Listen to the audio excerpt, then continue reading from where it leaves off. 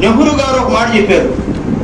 నెహ్రూ గారు క్రైస్తవులు నిద్రించే సింహాలు, వాళ్ళు జోలికి వెళ్ళొద్దు అని చెప్పారు. అయితే ఆయన చెప్పిన దానికి అర్థం ఏంటంటే, సింహం జోలికి వెళ్ళి దాని జూలు పట్టుకొని లాగబాక, ఆ సింహం లేచిందా తర్వాత నీ పరిస్థితి ఎట్లా ఉంటుందో నువ్వు చూసుకో అన్నాడు.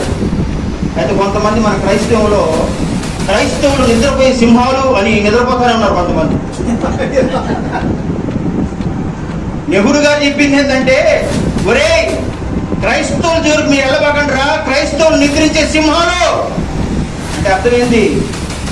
సింహం జూలు పట్టుకొని లాగబాక, లెగిసిందా అయిపోతావు నువ్వు దాని సింహం జూలు పట్టుకొని లాగావా తర్వాత నీ పరిస్థితి ఎట్లా ఉంటుందో ఆలోచించుకో అని అర్థం ఆయన చెప్పాడు.